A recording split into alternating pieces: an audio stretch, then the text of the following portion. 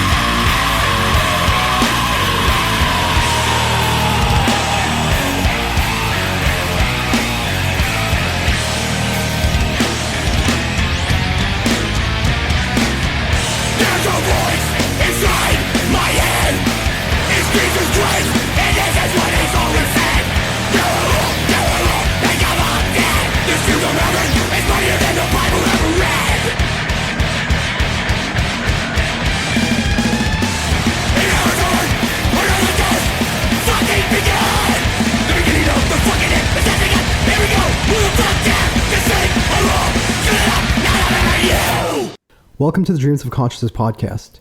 If you'd be so kind, would you mind introducing yourself? Hey, I'm Tommy Meehan. I play in several bands. Should I get into that, or are we just just want my name? Sure. Tell people what they may know you from musically. Yeah. Well, I've been working a lot on this band, Squid over the last couple of years, and we're just starting to put stuff out. I play guitar in a band called Cancer Christ. I'm currently playing guitar for Guar, which I'm in Richmond, Virginia right now doing rehearsals, getting ready for this Canada tour we're doing in March. And I had a band for 10 years called The Manx, which was like this weird folk punk experimental accordion banjo monstrosity with a bunch of animator friends of mine that I met from doing music for Cartoon Network. And I have a record label named Sweatband Records. So that's just kind of some of the stuff, among other things too. That's kind of some of the stuff that I do and am involved with. And I think my audience would be interested to know that you also do soundtrack work for Adult Swim. Yeah, Cartoon Network, a little bit of music snidbits for Rick and Morty, like the first season, and then I did dialogue editing for them. So that, I think that might be the only Adult Swim thing. But I mean, Cartoon Network and Adult Swim, they're just, I guess they're the same company. Sure. But yeah, mostly kids cartoons is what I've worked a lot on. Okay. With composition stuff. Yeah. Okay. Dialogue editing and music composition. Animatic editing, post editing, like a ton of different things. Yeah. Just kind of animating, bunch of junk. Cool. and hopefully we can speak about that a little bit. You mentioned Squid Pisser, which is mostly what we're going to be focusing on today. Do you have a description for Squid Pisser in terms of the kind of music that you make? I was talking to somebody about this the other day. I kind of have trouble with like genres or, I know a lot of people say that they don't like to label things or whatever, but I really do have trouble with that. I think partially because I'm so uneducated about a lot of different types of music. I kind of find bands that stick way far out of any kind of, you know, normal categorization, and those are the ones that kind of really speak to me, and those are the ones I gravitate towards. Those are the ones I'm kind of influenced by the most. So when people are like, trying to tell me or ask me if I'm into grindcore, for instance, I don't even quite know what that means. I mean, and I don't even know if I know what a D beat is, but I've heard the term. So it's like I kind of deliberately keep myself in the dark on things, or I have in the past, or maybe it's not even deliberate. It's more of like just how it comes to be. But so to put any labels on Squid Pisser, I'll try, I guess. It's just like spazzy and energetic and like a mashing of a bunch of noises and textures with as much aggression as I can, while also trying to maintain some kind of like semblance of structure to, service the idea of there being a song there without it just being random or things that don't repeat. So I don't know. That's the hoity-toity answer to that question. Probably. I don't know. I mean, would you say Squid Pisser songs are mostly fast and maybe mostly short?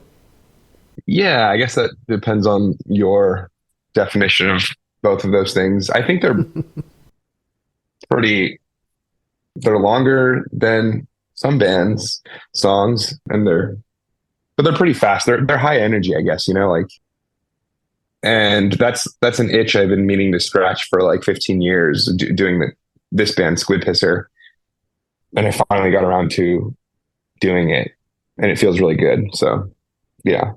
Now, is Squid Pisser still a duo, or did you guys expand the lineup? So we're playing live with 5 people now.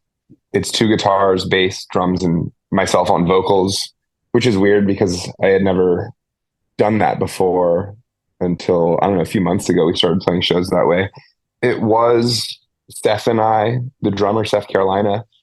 He plays in this band called Starcrawler. Amazing dude, amazing drummer. But it was he and I kind of throughout COVID. We had found each other just before the pandemic, and I had all these demos, probably like, I don't know, 150 song ideas that I was desperately trying to find a drummer to start playing them and putting things together. But my difficulty my challenge has always been finding a drummer that can, like, play fast and somewhat complicated things, and people who are interested in that, and then people who had a good attitude too is like a whole other aspect. So finding Seth was I was very fortunate to have found him, and yeah, we started putting stuff together.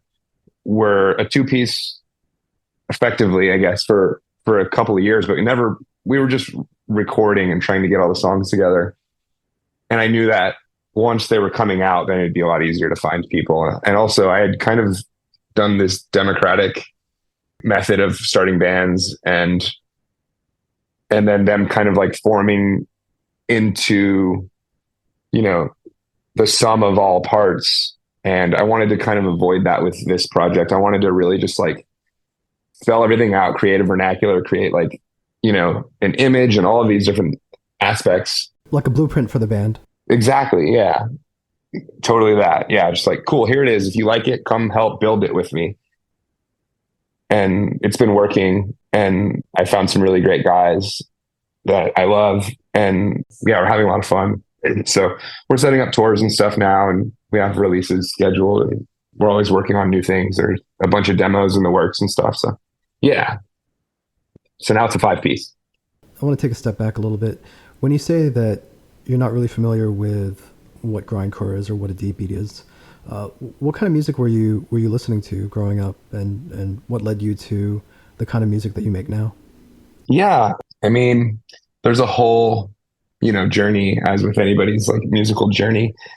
And I guess not to cover every single era of my life, starting from when I was 7, when I first heard Crisscross, which I don't know if you're familiar with Crisscross, you know?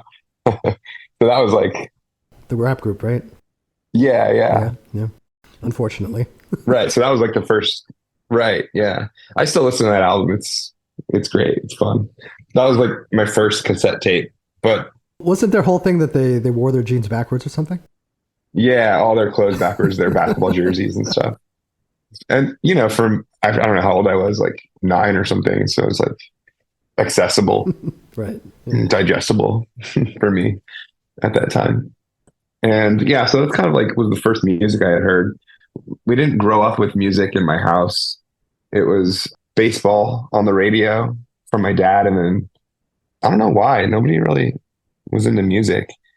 And so it took me kind of like, venturing off and discovering stuff on my own kind of a lot later, I feel like, than a lot of kids, which I have like I'm envious of people whose dads introduced them to like the Beatles or Led Zeppelin or something, because both of those bands and discographies mean nothing to me. But one day I feel like I'll go and appreciate them. Although I've tried over the years, but I'm going all over the place. But like, yeah, I don't know. Like, so I think what influenced me first was like art and cartoons and like horror movies. I'm talking like when I was like 6 years old, I saw like Child's Play and Chucky and stuff. And I think the visceral nature of like some of the kill scenes or just the creepy aspects of those movies, and those are the things that kind of like got into my, I don't know, my bones and made me want to make stuff. And those are the things that made me appreciate art. So,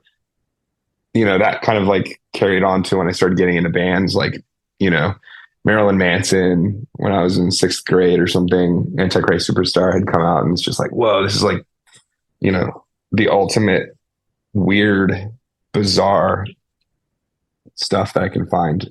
And then from there, it kind of everything followed suit in terms of just like, oh, well, what's the weirdest thing I can find on, even if it's on the opposite end of the spectrum, even if it's silly, something like Mr. Bungle or this band Nuclear Rabbit from my hometown. It's like flat bass, kind of circus music.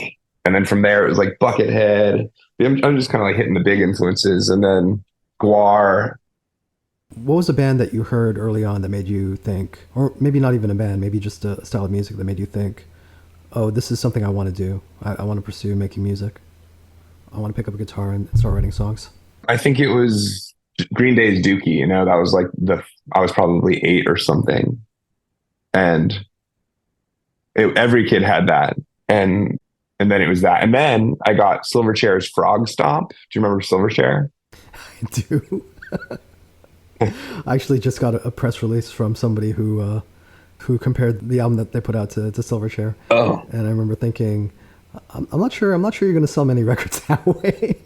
Oh man, they get such a bad rap. Like they're amazing. That last album from 2007 is called Young Modern. And have you heard that? I have not heard anything since I was, I don't know, like 13 years old or something like that.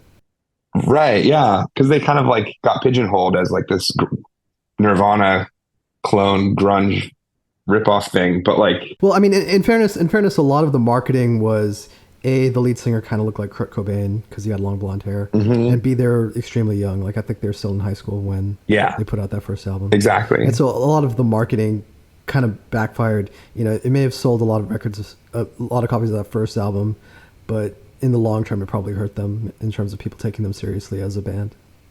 Yeah. Yeah. That's, I think, exactly right. But I think they've been widely appreciated in Australia where they're from. I think just the States kind of like aren't even aware that they went on to make amazing albums, which I think are amazing. So, but yeah. They weren't Hanson, right? Which was kind of what... Right. They wrote their own MTV shit. And, the label and the what MTV was trying to market them as, like this teeny bopper grunge band. And I think maybe the best thing that their parents could have done for them would have been like, don't sign any contracts until you're 18. Maybe so, yeah, because those guys, I don't know if it's tragic, but like, the singer, like, he was like a superstar at a very young age, and the drummer and the bass player. I just read a book that the drummer and the bass player put out, and they're like estranged from the singer, Daniel Johns. And yeah, there's like, it's tough on everybody, it feels like, but they also had amazing experiences. And so I don't know who's to say what should have taken place and not, but yeah, seeing them doing it at such a young age, I was like, just as no, Silverchair tangents. Yeah, let's go. Of the many strange places that this death metal podcast goes, I never thought we'd have a discussion about Silverchair, in which I express empathy and regret over what happened to Silverchair. But anyway, go on. More people need to know. Yeah, no, we need to spread awareness. But they're awesome, and when I was 10 or whatever, or 11. I was like, oh shit, these guys are like just a little bit older than me.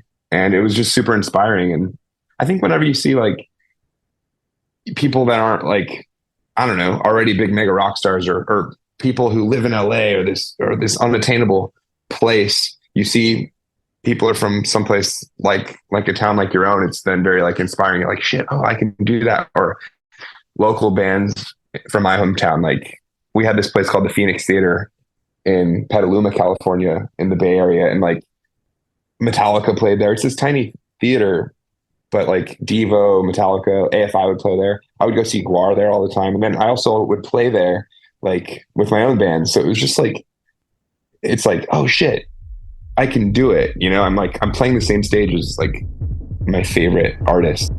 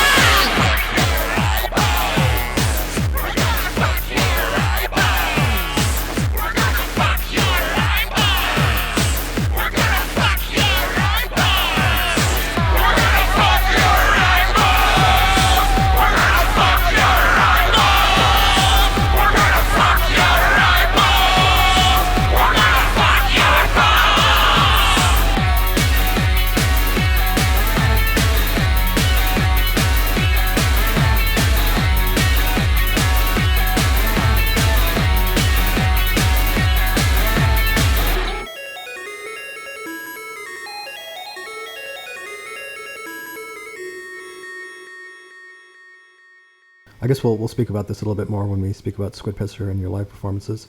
But it is interesting to me that early on, the visual element of horror movies and bands like Marilyn Manson and Guar made a big impression on you.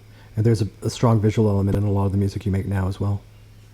Yeah, I was talking to somebody about this the other day. Like, here's a blank canvas to pair with the music that you're making, and if you're going to decide not to like embrace utilizing that canvas and filling it with stuff, like it just some people say like, oh, it's all about the music, or like, the music should be enough or whatever it is. It's like I just see it. I feel like it's a wasted opportunity because I mean, because I grew up and lived through that '90s anti-image era. Do you know what I mean? Like the alternative scene and right, yeah, the punk rock scene, even the metal scene to a certain extent. And the funny thing about that is the anti-image image was just as much of an image as yeah, totally. putting on platform boots and wearing a leather vest or whatever. And it was refreshing, I have to say, when seeing a band like The Locust or seeing a band like, I don't know, I'm trying to think of a good example, but maybe black metal was a good example of that, where they were like, we don't care what anybody thinks, we're going to dress like this because this fits our music. And like I don't know if I necessarily care about a band's image so much as I do about their songwriting, but I do appreciate a band that puts some thought into the visual aspect of the live performance, even if it's Neurosis having a video backdrop while they're nodding furiously to their slow doomy songs. Yeah, yeah. It seems to me just as important, and because when I listen to the music, my brain, and maybe it's just I'm a visual thinking person, maybe other people aren't this way, but like when I'm listening to the songs of a band that I love or whatever, I'm it's conjuring the images that I've seen, even if it's from a music video I've only seen once or whatever. It's like there's always imagery attached to this stuff, and I'd rather it be interesting than not, or just dudes in a t-shirt, which is fine too, and some bands it's fine, but I feel like why not? And I've always wanted to, and I've had trouble convincing band members in the past, like of just dressing up and doing fun things, basically, because people are either self-conscious or embarrassed or whatever it might be. Or so yeah, with Squid Pisser, I really wanted to like set it up and be like, cool, this is what it is, guys. If you like it, come play with me. If not, then go find, go do something go do something else. But yeah. And so was the visual element of Squid Pisser present as you were coming up with the music? I should mention that you guys play in these masks. I don't know if there's a larger concept behind if they're characters that you guys are playing, like War have characters. Right. The idea to do some kind of cool masks just was always, the goal one day.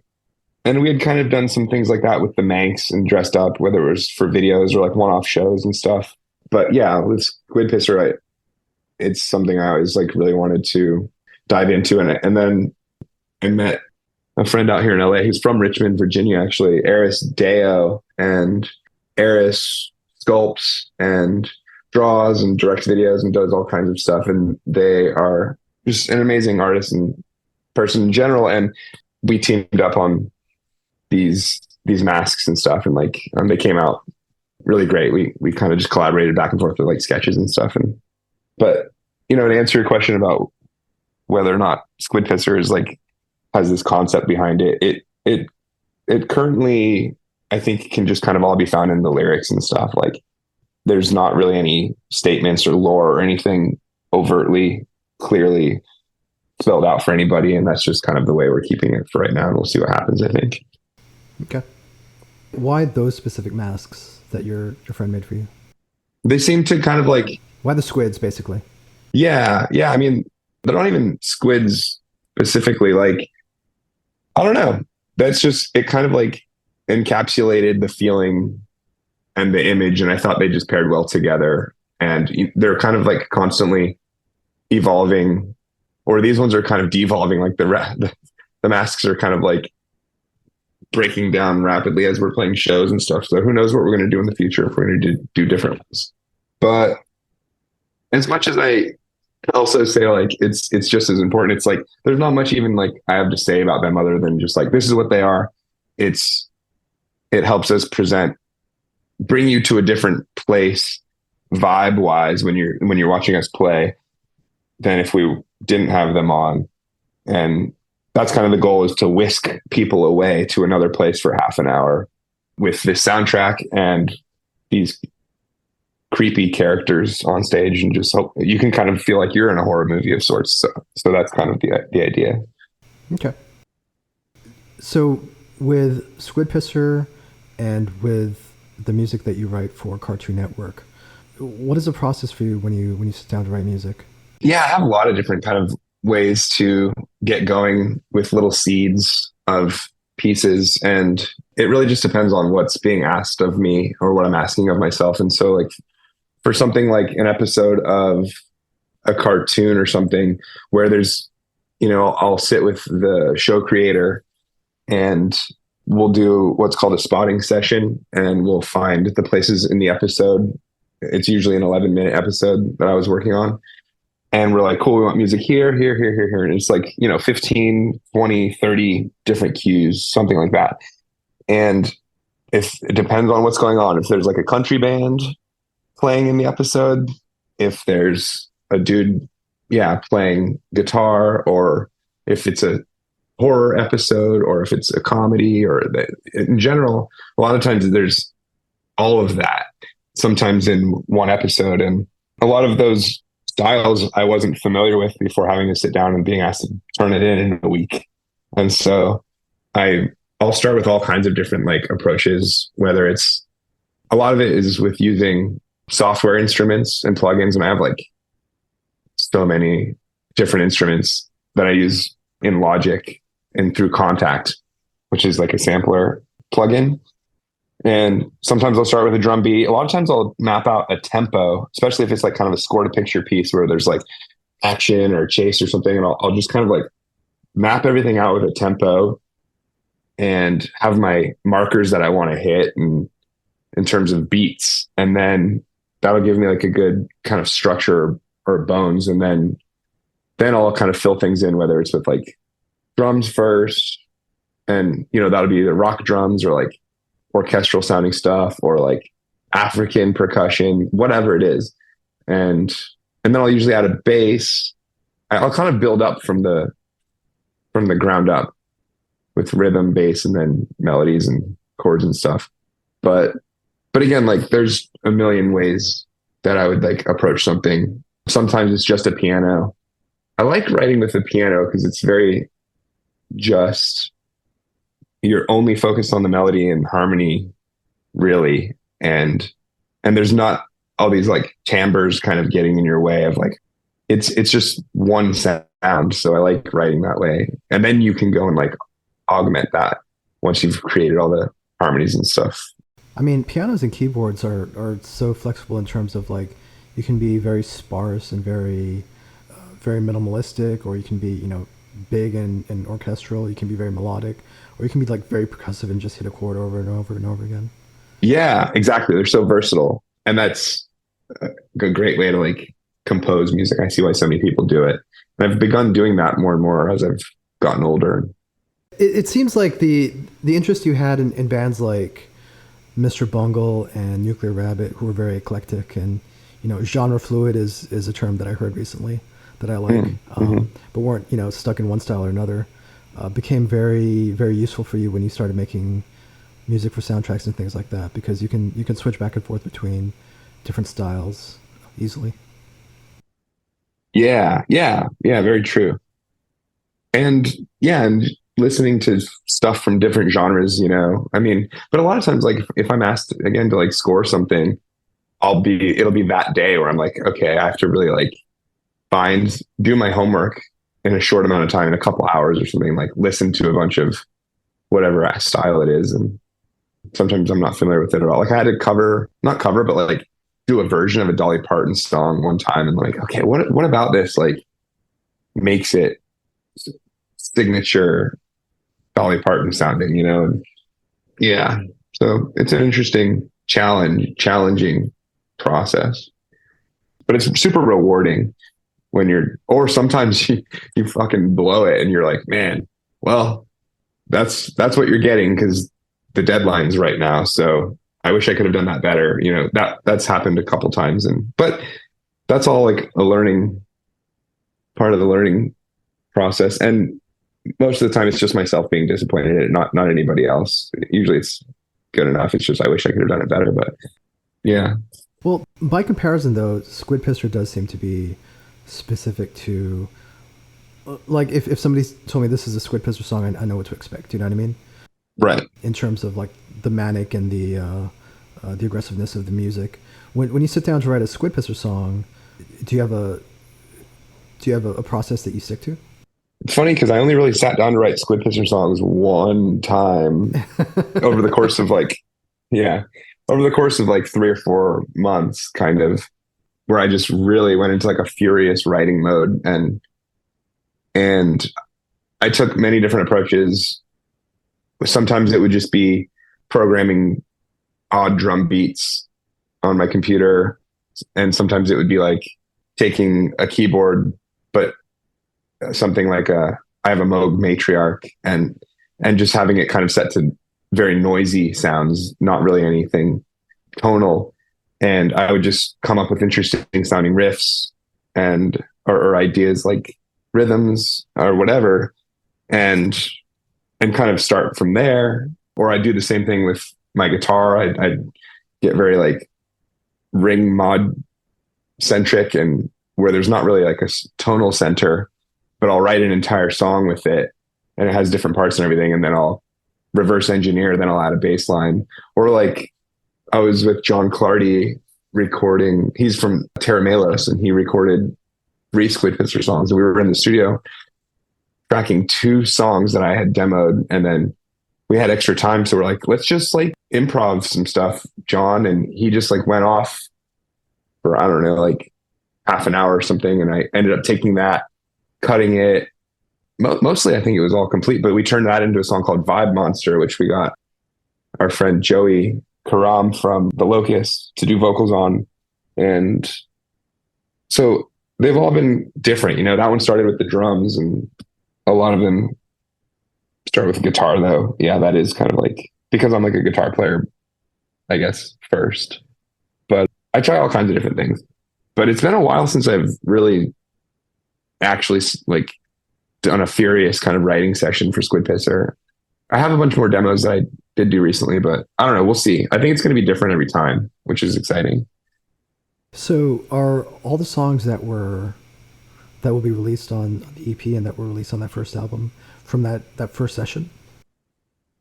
Yeah, exactly. So My Tadpole Legion, this EP, Vaporize a Neighbor, and then we have an album, a full length. I think it has 12 songs on it. It's called Dreams of Puke.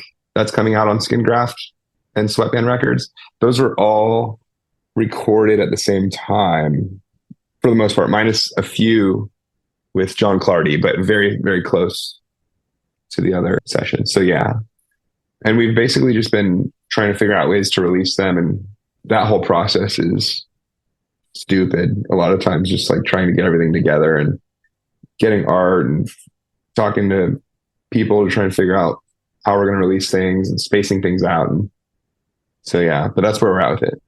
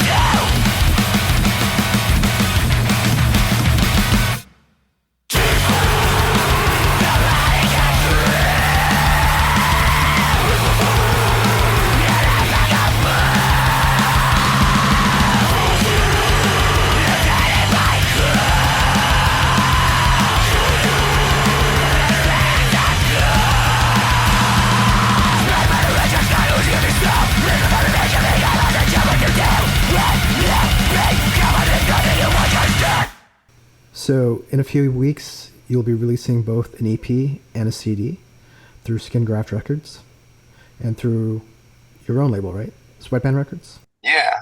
Yeah.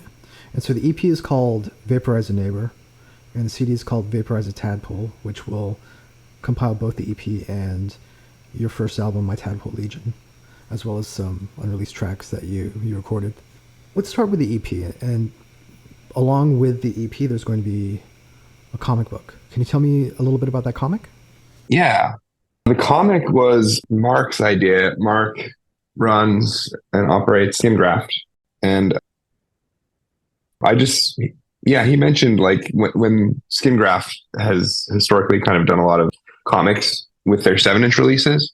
And so he had pitched maybe having Squid Pisser do that. And I, like, through animation and things, just happen to know a bunch of comic book artists, and I'm friends with a lot of people who do art. So it made a lot of sense to put that together, and it was really an easy process. And usually commissioning art from people, not usually necessarily, but oftentimes it can be frustrating or like pulling teeth to some degree in terms of people, not hitting deadlines or just kind of keeping it hanging for a long time. At least in my experience, it had been in the past. But this was like, I forget how many artists, like 10 or something. And everyone just kind of like hit the deadline. So that was what I was most concerned with. But everyone did it. And we got some really cool people. And I'm really excited to see them. I think Mark's going to be shipping those out to me. I'm not going to be in town when they arrive, but they should be showing up to my place in Los Angeles, I feel like, in the next couple weeks. So we spoke about the blueprint for Squid Pisser and the concept that you have for the squids. Does this comic flesh that concept out? Like, is this a story about the Squid Pissers? It's more like vignettes. There's not much of a like story arc and extended idea or anything. It's more of just kind of like, these are the scenarios that the Squid Boys find themselves in. And I think it's mostly all the little stories are centered on Seth and I for the most part, I think. Because it was just Seth and I making this music. And so we're kind of focusing on just the two of us for the first few releases. But yeah, no, you all just have to check it out, I suppose. But okay. It was really fun to do. And yeah. Did you come up with the stories or the scripts for the comics, for the vignettes before you sent them out to the artists? A few of them I had just to kind of like set some parameters for some people. So people didn't necessarily have to feel like, because I know how it is. I feel like being asked to do something, and then if your sandbox is like too big, sometimes you want parameters. You just want like, okay, this is what it is. Got it. And so I gave some story ideas to some people, and some people took those and just kind of illustrated my ideas. And then some people just went off and did their own things. And funnily enough, though, a lot of the people who did their own thing with it, it's very on brand. People kind of, I feel like, get what it is somehow intuitively. I mean, you mentioned knowing a lot of artists from your work with Cartoon Network. Were these artists that you've worked with before? Yeah, a lot of them. Mike Chillian did like a 4-panel or 4 pages in there. He and I worked on this show called Uncle Grandpa together. We worked on Rick and Morty together. He sold a show to Cartoon Network called Tig and Seek that I worked on. And we've done a bunch of stuff. He and I made a Guar cartoon together like 13 years ago or something like that. And so I was so stoked when he said he had time to do one. And yeah, Johnny Ryan, I don't know if you're familiar. He and I worked together on Looney Tunes cartoons at Warner Brothers. And he's like a prolific madman. And it's just always cool, seeing what he does with things. And we had worked together before on a few things. And yeah, it was really fun and easy. And I'm super stoked on how it's turned out, and I hope people buy them all and appreciate them. Is the comic limited? They're 500. Okay. Yeah, it's 500, and five of them got damaged in shipping, so it's 4.95. It's something like that is what I had heard. But yeah, I'm not sure if we're going to do another run of the comics. We'll see. Do you have your own home recording setup? Do you record everything yourself? So I have like a very small studio. It's like, I don't know, the size of like three closets, three kind of like just three like coat closets or something. But I have enough for like a desk and an amp and like some rack gear and stuff. And a TV that just keeps me company.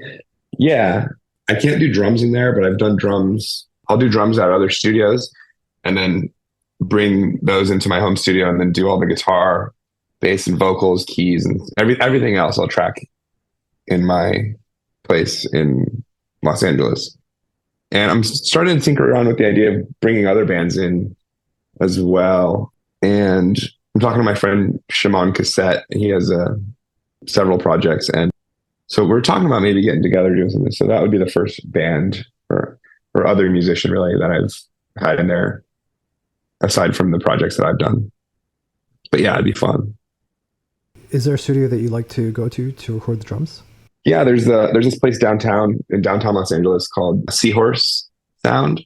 My buddy Cameron Acosta engineers me whenever I'm there. I think I've always worked with him. So we got drums for Cancer Christ. This Cancer Christ, almost every Cancer Christ release we've done there. Squid Pisser, and there's another place called the Bunker in Atwater Village, and this really great guy Jason Schimmel works out of there, and that's where we did some drum sessions with John Clardy, and those came out really good. I think he ran those through Tape Machine, and they ended up sounding really awesome. Yeah, and then Toshi Kasai, another pal, producer, engineer. He works with the Melvins a lot, and a bunch of my friends, Quee, Cali Kazoo, the Manx has recorded albums up there in Sun Valley with him, and he has a really cool studio, Sound of Sirens Studios, and yeah, he's great. So those are kind of like the main ones that I'll go to, aside from recording at home. Did you handle the mixing and mastering yourself? For some of the Cancer Christ stuff, I had mixed and mastered myself. I like to get somebody else's ears on things after I've been sitting with it for so long. So like our buddy Rolly had mixed our Cancer Christ record that came out earlier this year, God is Violence. And that came out really great. And we went to West Side. Is this Rolly from the band Teeth? Is he in Teeth? I know he's playing with Graf Orlock. I feel like he's probably in Teeth. Yeah. Okay, cool. Yeah. He and I still haven't met in person. We keep talking about getting together. I think so, but he did a great job. And then for My Tadpole Legion, we had Kurt Ballou of Converge and God City. Mixed those, came out amazing. I was really pleased with that. And then Steve Evitz, who's worked with a billion bands. Yeah, I don't know how many albums I have that have Steve Evitz' name on them. Yeah, right. Sepultura, Turmoil, like all these great albums from the 90s. Dude, yeah. All over the place. Yeah, he's amazing. He was really great to work with too. So he did Vaporize a Neighbor and the upcoming Dreams of Puke, which I don't even think we haven't even announced that yet, but soon. So yeah, these are like dream come true guys to work with, and I was really lucky to have been able to kind of corner them and ask them to work on some of my stuff. It's been awesome. So we actually didn't talk about some of the collaborators that you've had over the years who were on My Tadpole Legion, the first album. Do you want to say who some of your guests were, who contributed vocals and other things? Oh yeah. So I guess I can go in order. Let me look. Yeah, Megan O'Neill. So when Seth and I first started playing together, we had kind of talked about our pie in the sky vocalists that we would want to get to be in the band, or people we would like the vocals to sound like, and Megan from Punch was one of the first ones that we had talked about.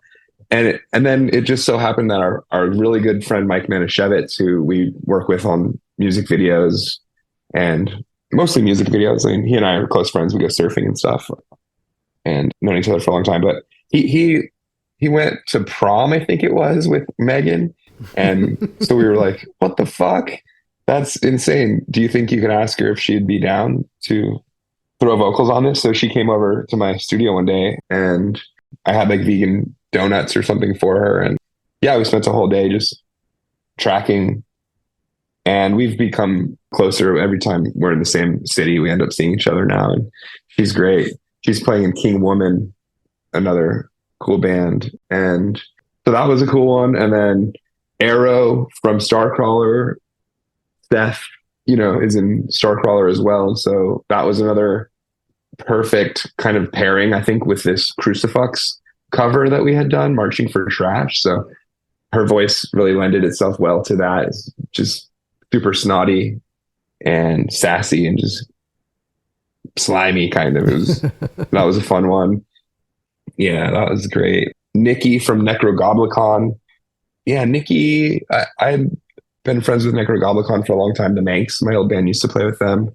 Alex, their guitar player, is now our manager for Squid Pisser. And so, yeah, Nikki was always kind of like peripherally, we would see each other at shows and things like that. And teaming up with him was insane. He's a madman and a genius, I feel like. And then Yako, that was a John Clardy, Yako from Melt Banana. John had toured with Melt Banana with Terramelos. And then I was like set to tour with Melt Banana with my band Def Club at the time. And so like there's just, I think, kind of lined up perfectly with that. We have Zane Drayton of Wacko and New God. He's prolific and fucking just like gut-wrenchingly honest and brutal with his lyrics and his deliveries. And that one was really fun too. He came over and we spent a whole day doing that. And then Joey from The Locust. How did that even? I don't even know. How did we? Oh, I was playing in a band with Justin from The Locust. Maybe that was that. And he's amazing. Totally, his deliveries weren't really what I expected, but in an amazing way. And so came out really great. And then St. Anthony from my other band, Cancer Christ, and he had never been in a band before, and he was just like, he's this fucking crazy ball of energy. And I'm actually, so I'm in Richmond right now, like getting ready to go on tour with the Guar guys. And Cancer Christ was just on tour with Guar in October, and we were just talking about and laughing about all the times that Anthony almost got us kicked off of that tour because he's just insane. I don't know if he brought a flamethrower and like all this shit. It's just, there's too many crazy Jesus stories, Christ. But yeah, he's fucking insane. And so we did this cover of this band called Anti-Chris and the Raped, and it was called Fuck Your Sister, but we changed it to Fuck Your Preacher. And so that one working with Anthony is just really easy. So that was great. And then we had a remix by DJ Embryonic Petite Sac, and he and I have known each other for over 25 years or something like that. My old band, the Broccoli Tacos, used to play shows with him. He's like this fucking weird anonymous noise artist guy, and he gets really into theatrics, and there's like people planted in the audience that will then kind of become involved in the show, and people are like eating cyanide capsules and foaming at the mouth, and then everyone dies, and it's hard to describe it as something to behold. And so he just like is a kind of a sound deconstructionist, and he really fucked up one of our songs, and it sounds great. And I love the kind of polarizing response that people have to that track being on there. Some people, get its statement of it being kind of like anti-music, and some people just think it's static. Yeah, that's kind of the rundown of the collaborators on that album.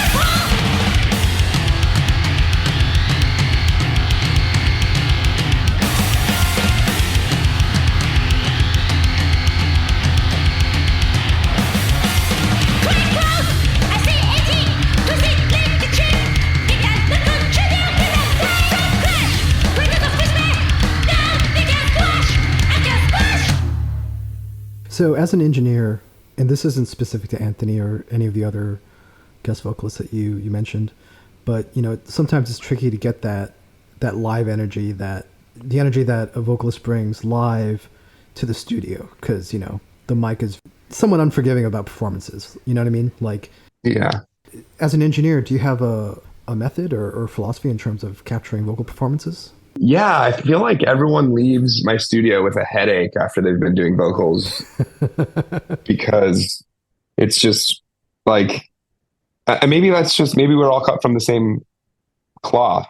I think everyone that I'm working with right now, like, knows the intensity that I'm going after, and I'm attracted to them initially because they bring that intensity in their own projects, I think. So like, I think we all kind of get it. And, people put their body into things. For me to try and rile people up if they're not giving enough, like, I'll use my arms a lot, like, and I'll just kind of like really kind of conduct in that way. And, you're doing invisible oranges at people, you're fucking making faces, anything you can. And I forget who I was talking to. I was speaking to somebody recently who said that the engineer was like hitting them with a stick or something to like oh shit, get a better performance out of them. That's great. That sounds familiar. Yeah, I've heard people like throwing bottles at people and stuff like that.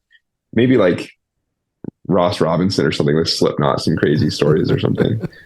Yeah, I love that stuff.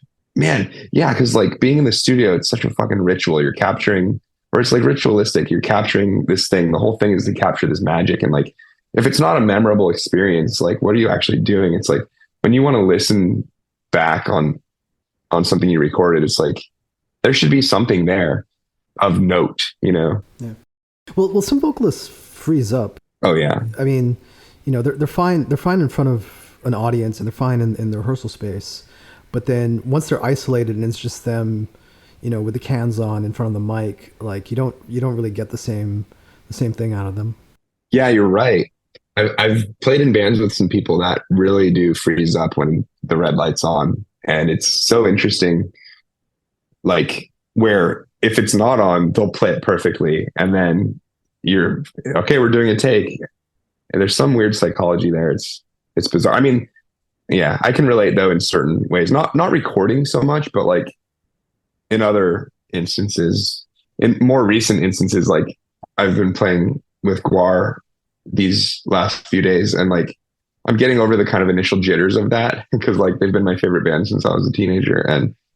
But I literally need to remember to breathe sometimes when I'm playing these songs that I've been listening to forever with them in the room with me. So I can understand where, that comes from, at least with people. So the 4-song EP, Vaporize a Neighbor, and the compilation CD, Vaporize A Tadpole, will both be out through Skin Draft Records and Sweatband Records on March 8th. Tommy, can you tell people how to order the album and the EP? What's the best way to get them? Yeah, so there are links at sweatbandrecords.com, and then you can go to Skimgraft Records. They have a Bandcamp where you can order stuff, and those are the best places to get Squid Pisser records and t-shirts and things like that. Yeah, that's about that. That's about it. Do you want to say anything about the vinyl version of the Vaporize a Neighbor? Yeah, I mean, I'm just super excited I'm excited to hold one. I'm excited for people to see him. The comic comes with a 24-page comic, and so, it's not just a record, it's a little piece of art.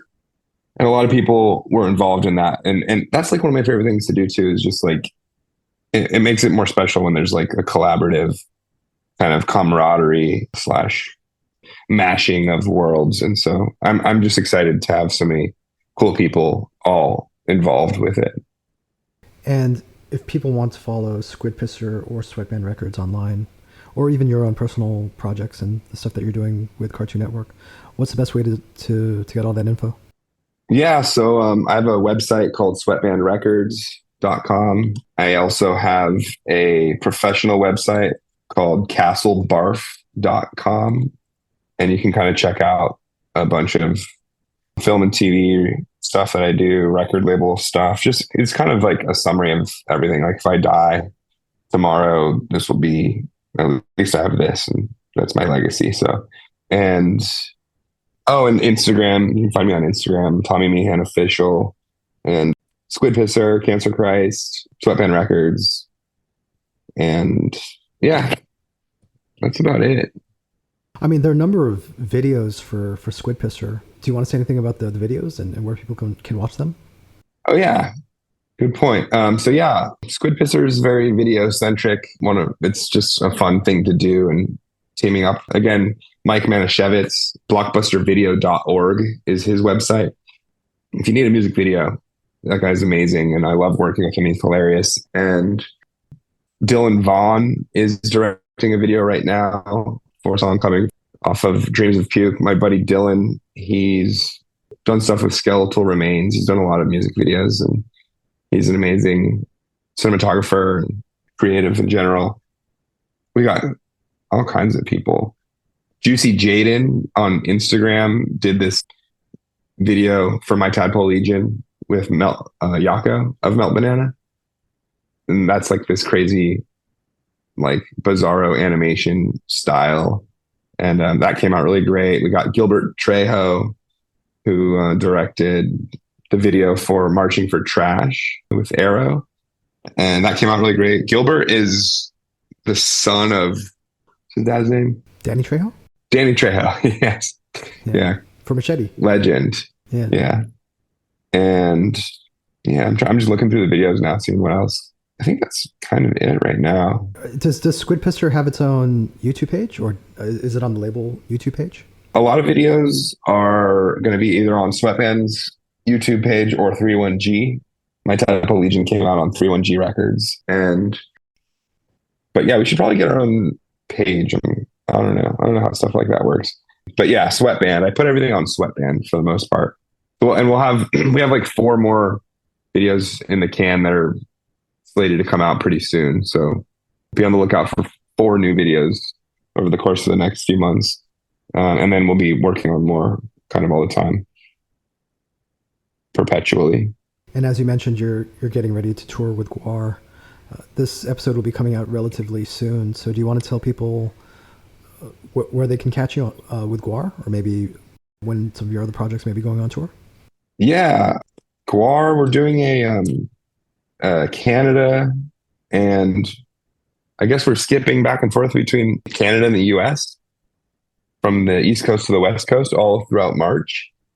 And I don't even know, it's tough to, there's a lot of places I don't know of because they're in Canada. So I guess I'll get to know them, but I'm not quite sure where. You just have to look at the tour dates, but come check me out. I'll be playing a new character, playing lead guitar for my favorite band. And then Squid Pisser, this hasn't been announced yet. I don't know if I'm supposed to say anything, but I think we're going to be doing some dates with Necrogoblicon maybe in May. And we have 3 dates with Melt Banana in June or July or something. I think June. And then we have some Europe dates in August, the 15th and 17th. We're in like the Netherlands and London, and perhaps setting up some more things around that.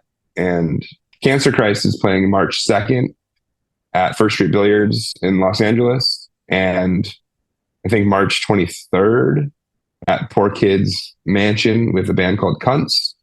And those shows are going to be really great. I'm not going to be there for them, but if you're in LA, you should go to those. They're going to be insane. And I think that's everything I can think of right now, but just go check stuff out and come out to a show. Very cool. You've been very generous with your time, but is there anything else you want to say? No, you've been generous, and thanks so much for having me blab on this whole time. And it's been fun getting to chat about all this stuff. I really appreciate it. Likewise. Thanks, Tommy.